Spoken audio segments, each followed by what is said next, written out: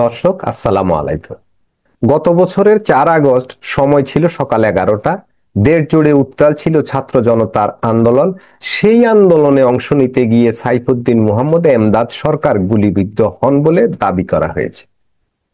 তবে প্রশ্ন উঠেছে, তিনি একই দিনে একই সময় কিভাবে ঢাকা ও চট্টগ্রাম দুই শহরেই গুলিবিদ্ধ হলেন?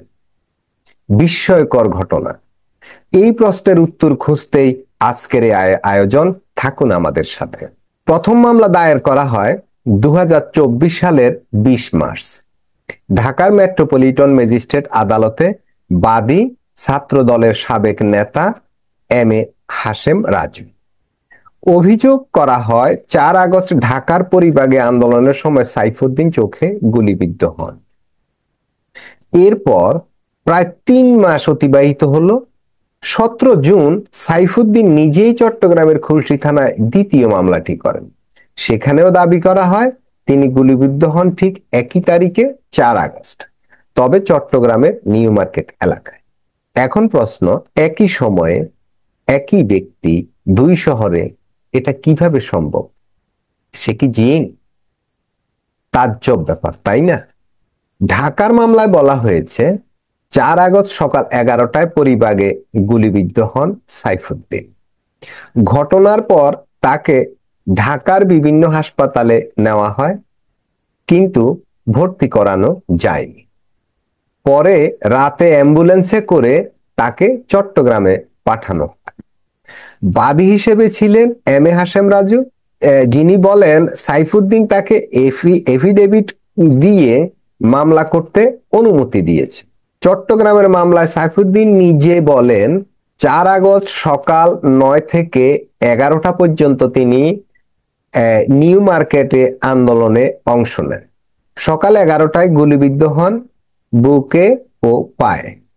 পরদিন 5 আগস্ট ওয়াসা মোড়ে দ্বিতীয়বার গুলিবিদ্ধ হন মাথা, চোখ ও মুখে।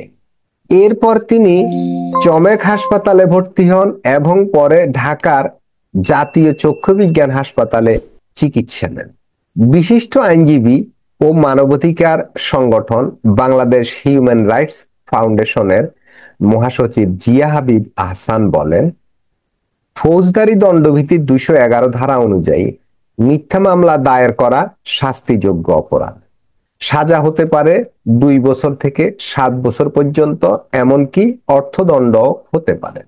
অন্যদিকে ফৌজদারি কার্যবিধির 182 ধারা অনুযায়ী যদি কেউ সরকারি কর্মকর্তাকে মিথ্যা তথ্য দিয়ে কাউকে হয়রানি করে, তবে তার 6 মাস পর্যন্ত জেল বা জরিমানা বা উভয় দণ্ডে দণ্ডিত হতে পারেন। এখন কথা হলো, এই যে দুটো মামলার একটা তো অবশ্যই মিথ্যা, কি শাস্তি হবে? হিম্মত আছে এই সরকারের? নেই। আমরা দেখব না। আইনজ্ঞদের প্রশ্ন, একই ব্যক্তি কিভাবে একই সময়ে দুই শহরে থাকতে পারে? তদন্ত ছাড়া মামলা নেওয়া পুলিশের দায়িত্ব জ্ঞানহীনতা নয় কি? চট্টগ্রামের পুলিশ কমিশনার হাসিব আজিজ জানান, যদি ঢাকায় মামলা থেকে থাকে তাহলে 2 মামলা হওয়া অস্বাভাবিক, বিষয়টি খতিয়ে দেখে ব্যবস্থা নেওয়া হবে। খুলশী থানার ওসি আফতাব হোসেন বলেন, একই ঘটনায় 2 মামলা হওয়া অবৈধ, আবার একই ব্যক্তি 2 শহরে গুলিবিদ্ধ এটি বিশ্বাসযোগ্য নয়। যদি প্রমাণ হয় বাদী মিথ্যা তথ্য দিয়েছেন, আইন অনুযায়ী ব্যবস্থা নেওয়া। সত্যি কি ব্যবস্থা নিবেন? নিতে পারবে তারা? বিশ্বাস হয় আপনাদের? কমেন্টে জানাতে ভুলবেন না। ঢাকার শাহবাগ থানার ওসি মোহাম্মদ খালিদ মনসুর জানান, তারা আদালতের নির্দেশে তদন্ত করছেন, তবে ভিকটিমের মেডিকেল সনদ এখনো পাওয়া যায়নি। একাধিকবার যোগাযোগ করেও তার সাড়া মেলেনি। তার ঠিকানায় চিঠিও পাঠানো হয়েছে, সনদ পেলেই প্রতিবেদন জমা দেওয়া হবে। সাইফুদ্দিন আবার গণমাধ্যমের মুখোমুখি হয়েছেন। তিনি গণমাধ্যমকে বলছেন তিনি কাউকে হয়রানি করতে মামলা করেননি, তদন্তেই সব সত্য বেরিয়ে আসবে।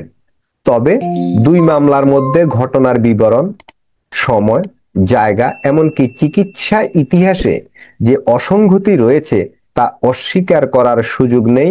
কোথাও বলা হয়েছে 4 আগস্টে চোখে গুলি লেগেছে, আবার কোথাও বলা হয়েছে 5 আগস্টে চোখে গুলি লেগেছে। সাইফুদ্দিন মোহাম্মদ এমদাদের মামলাগুলো একদিকে যেমন আইনি জটিলতা সৃষ্টি করেছে, তেমনি রাজনৈতিক উদ্দেশ্য প্রসূত মামলা হিসেবে সন্দেহ জাগাচ্ছে। একটি গণতান্ত্রিক রাষ্ট্রে মিথ্যা মামলা ও রাজনৈতিক প্রতিহিংসার মাধ্যমে আইন ব্যবস্থাকে ব্যবহারের চেষ্টা করা হলে তার পরিণতি হয় ভয়াবহ। তবে এখন সবকিছু নির্ভর করছে তদন্তের স্বচ্ছতা, পুলিশি নিষ্ঠা এবং আদালতের বিবেচনার উপর। দর্শক, এই ছিল আমজনতার আজকের আয়োজন। সবাই ভালো থাকুন, সুস্থ থাকুন। দেখা হবে পরবর্তী ভিডিওতে। আল্লাহ হাফেজ।